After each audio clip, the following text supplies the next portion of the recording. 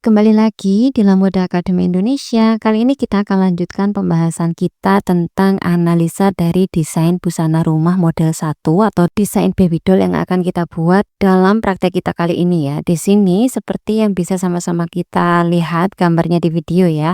Untuk analisa model 1 baby doll ini ya, terutama di bagian atasannya terlebih dahulu ya. Di bagian atasan seperti yang bisa sama-sama kita lihat di sini, untuk model atasannya baby doll kita kali ini akan menggunakan model garis leher berbentuk U ya, atau biasanya disebut dengan model scoop neckline. Nah, di sini yang perlu untuk kita ketahui sepintas tentang model leher bentuk U atau scoop neckline ini ya, biasanya scoop neckline atau model bentuk leher yang berbentuk U ini seringkali istilahnya itu tertukar dengan model bentuk neckline yang berbentuk perahu ya, atau boot neckline. Nah, di sini seperti yang bisa kita lihat, kalau garis leher berbentuk U atau boot neckline itu di sini bentuk garis lehernya itu berbentuk bulat ya, dan mirip seperti huruf U. Jadi dia melengkung gitu ya, seperti huruf U, tetapi dia lebih lebar dan juga rendah bentuknya. Tapi di sini kalau garis leher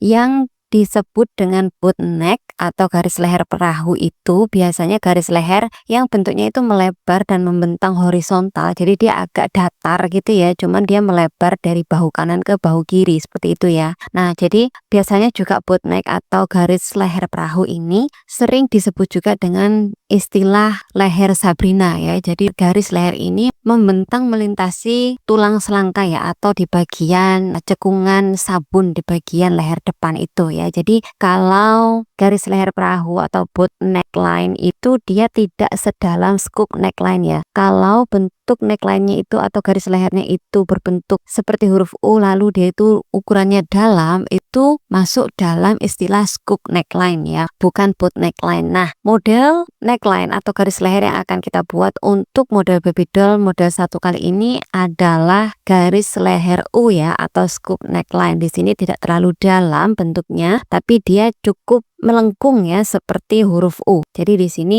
bisa kita kategorikan sebagai scoop neckline. Berikutnya, untuk model baby doll ini kita akan menggunakan model lengan kop. Nah, untuk lengan kop sendiri di sini pengertian dari lengan kop sendiri adalah sebuah lengan yang dimana di bagian atas di sekeliling dari kerung lengannya itu lengannya dikerut ya. Jadi dia mengembang di sekeliling jahitan antara lengan dan juga kerung lengannya. Tapi di bagian bawah, di bagian lubang lengan bawahnya itu dia tidak dikerut. Jadi dia licin di bagian bawahnya ya. Bentuknya itu hampir mirip dengan lengan puff atau lengan balon ya. Tapi bedanya kalau lengan kop ini yang dikerut hanya di bagian atas di sepanjang dari jahitan lengan dan juga kerung lengan ya. Tapi di bagian lubang lingkar lengannya dia tidak dikerut ya, seperti lengan puff. Nah, kalau lengan puff itu kan yang dikerut dua-duanya, baik jahitan lengan di sepanjang kerung lengan dan juga di bagian lingkar lubang lengannya ya, itu sama-sama dikerut. Jadi dia bisa mengembang gitu lengannya ya, seperti balon. Oleh karena itulah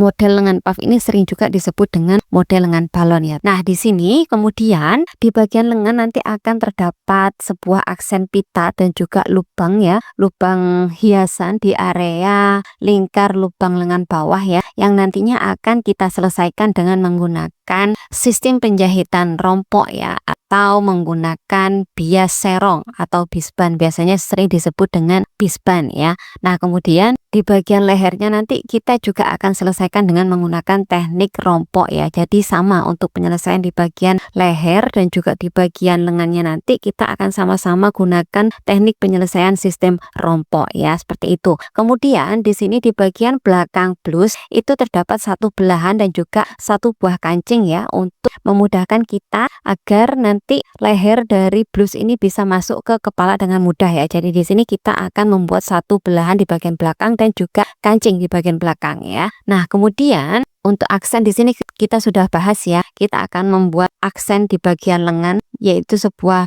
hiasan tali pita dan juga lubang di bagian bawah dari lingkar lubang lengannya ya. Kemudian di sini juga ada garis hias yang berada di bawah dada ya, atau yang biasa sering disebut dengan garis hias empire. Kemudian di bawah dari garis hias tersebut terdapat kerutan untuk menambah aksen hiasan di bagian dada untuk atasan baby doll kita kali ini ya. Itu tadi beberapa analisa dari atasan baby doll yang akan kita buat. Berikutnya kita akan beralih ke model celana dari baby doll yang akan kita buat di model satu ini ya. Untuk celana sendiri, panjang celananya di sini kita akan buat sepanjang 3/4 ya, atau sekitar di bawah lutut sedikit lah.